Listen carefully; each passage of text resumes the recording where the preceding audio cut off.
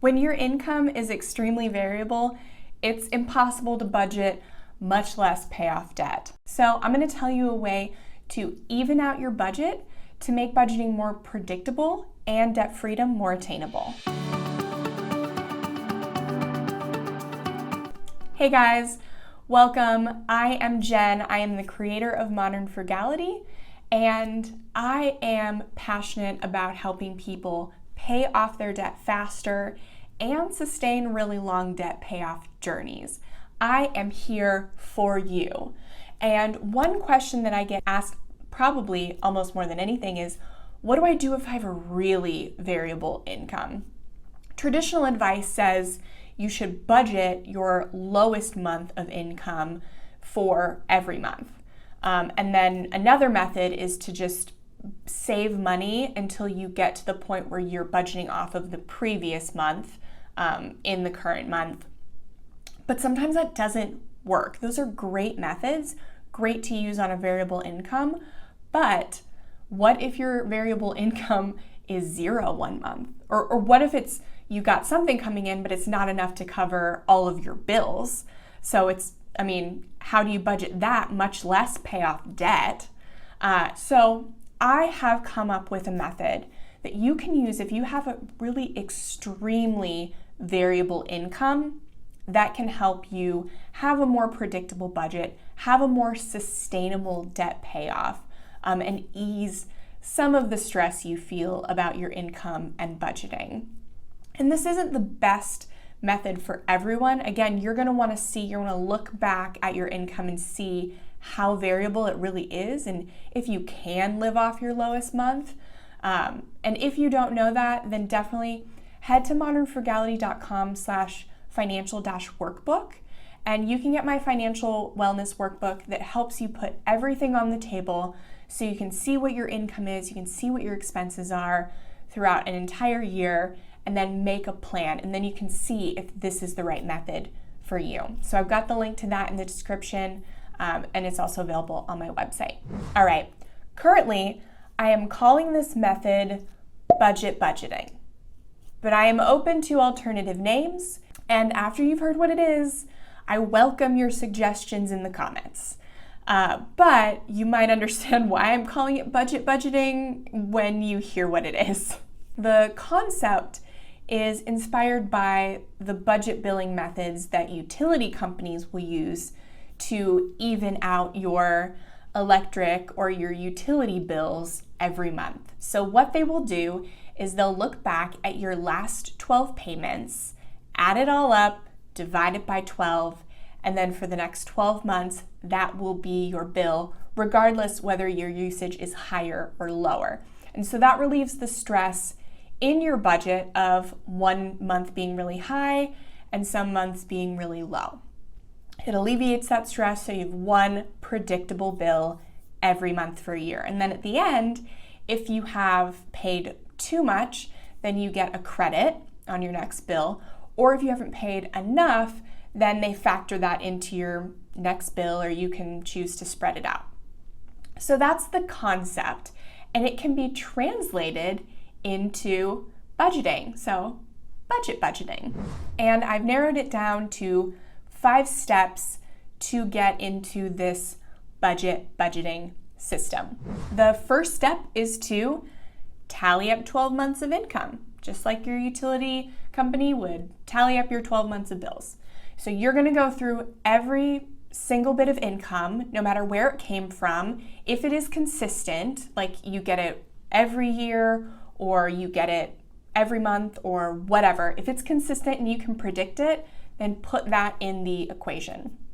And so you're going to do that for every month for the past 12 months. Then you're going to add it all up and divide by 12, and you're going to get your monthly average. Step 2 is to predict your next 6 months of income. So you're going to look at that chart and look at what the same months of income looked like. And if you're pretty sure that those are going to be the same for the next 6 months, so if it's December right now, then you look at January through June of last year, and if you think it's going to be the same this year, then those are the numbers you use. If you've got something coming down the pipeline that's going to bring you more money, then adjust for that prediction, or vice versa. If you think you might be losing your job or your pay has been cut drastically versus last year, maybe because of COVID, then you account for that as well. So you're going to predict your income for the next 6 months. Then for each month, write down how much above or how much below it is to your baseline average. So you'll have every month of income for the next 6 months, and then underneath it, plus 200, minus 200, whatever it is. Calculate that discrepancy between your average and what your predicted income is. Step 3 is budget based on your baseline. That average that you got, that is how you're going to make your budget. From your monthly bills to your extra debt payments, literally everything must fit in that average. You do not take account for any extra income you're going to get. You do not worry about any discrepancy in income. You just solely make a budget based on that average and then leave it alone. The only adjustment I would make is that if you're starting this before a month or two where you will have a lower than average income, then you should budget on that income until you hit a month that goes above average. Step 4 is where it gets fun. Prepare and supplement. In the first month where your income exceeds your average, 100% of that above average income gets transferred to a separate bank account. It does not go towards paying off debt. It does not go towards something you want but won't fit in the budget. It does not go anywhere. It is income that is saved for income later. Maybe you use it for debt later, maybe you use it for a treat later, but right now it just gets transferred to that separate bank account that we're going to call your income account. And you will do that every single month that your income exceeds what that predicted average is. Then, on the months your income is lower, you are going to withdraw the deficit from your income account. You're not going to withdraw more for more lattes or for something going out to dinner or for debt or for your emergency fund. No. Those things go from your budget, from your average. Your income account simply transfers to your regular spending account so that you can get to that average.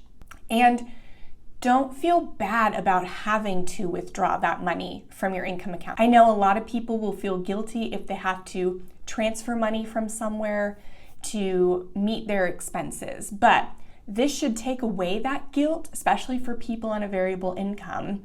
Take away the guilt because that's what that money is earmarked for.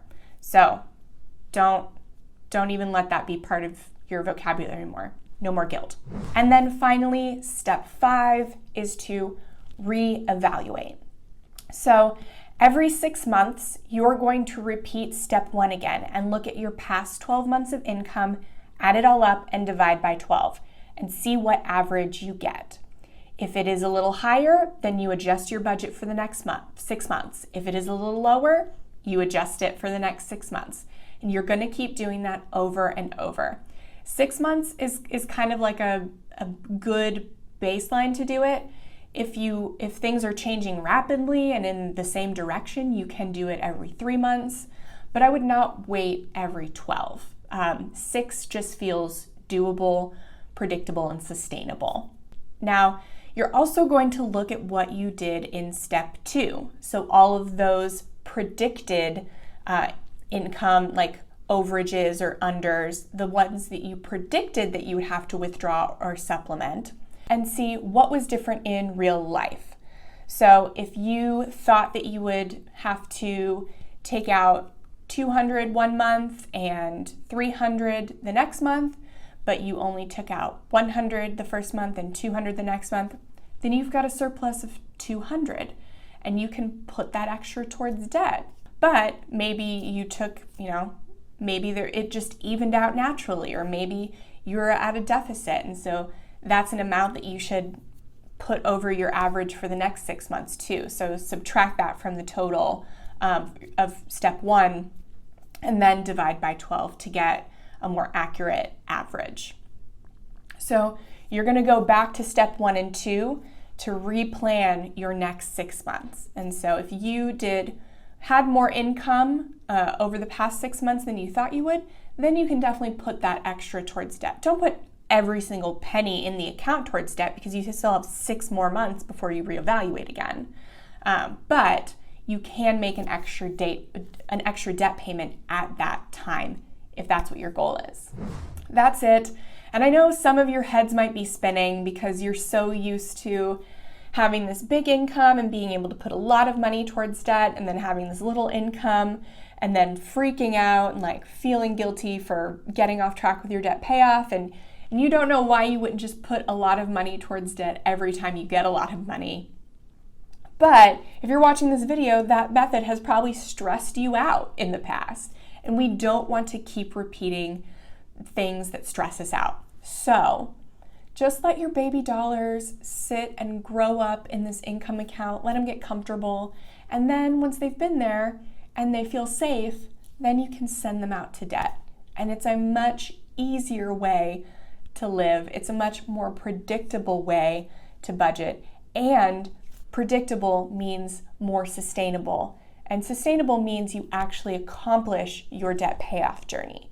If you are not budgeting or living sustainably, you will not stay on that path. Our brains want to go to sustainable. They want to go to the path of least resistance. And so you have to create systems that are not as resistant. And this is one of those. Again, if you want help getting all of your finances out on the table, definitely click the link in the description to get the financial wellness workbook and check out these videos over here. It's just gonna be more help with paying off debt and budgeting and planning, and subscribe to the channel so that I can hopefully see you next week.